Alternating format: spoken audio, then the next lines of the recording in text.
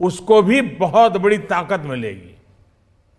भारत के कोटि कोटि जनों की आस्था मां गंगा की सफाई के साथ साथ किसानों के कल्याण के लिए एक महत्वपूर्ण कदम उठाया गया है। उत्तराखंड, उत्तर प्रदेश, झारखंड, बिहार, पश्चिम बंगाल, इन राज्यों में गंगा किनारे नेचुरल फार्मिंग को प्रोत्साहन दिया जाएगा। इससे मां गंगा की सफाई का जो अभियान है, उसमें मां गंगा को केमिकल मुक्त करने में भी बहुत बड़ी मदद मिलेगी। बजट के प्रावधान यह सुनिश्चित करने वाले हैं कि कृषि लाभप्रद हो, इसमें नए अवसर हो, नए एग्रीकल्चर स्टार्टअप्स को प्रोत्साहन देने के लिए विशेष फंड हो, या फिर फूड प्रोसेसिंग उद्योग के लिए नया पैकेज। इससे किसानों की आय बढ़ाने में बहुत मदद मिलेगी।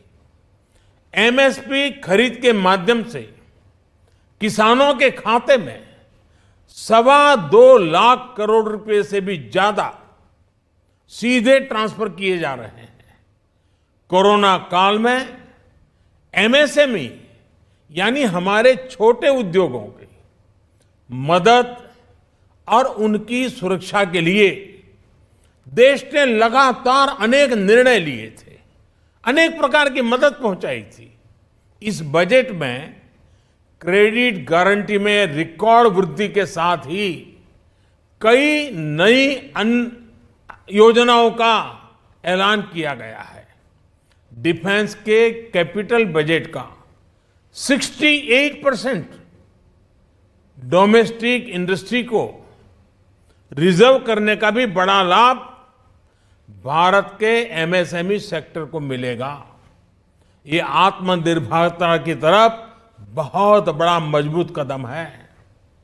7.5 लाख करोड़ रुपए के पब्लिक इन्वेस्टमेंट से अर्थव्यवस्था को नई गति के साथ ही छोटे और अन्य उद्योगों के लिए नए अवसर भी बनेंगे।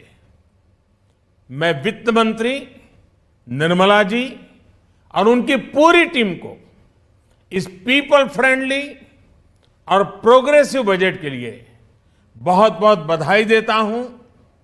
कल भारतीय जनता पार्टी ने मुझे सुबह 11 बजे बजट और आत्मनिर्भर भारत विषय पर बात करने के लिए निमंत्रित किया है।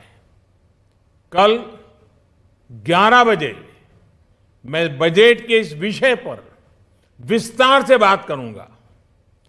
आज इतना काफी है। बहुत बहुत धन्यवाद।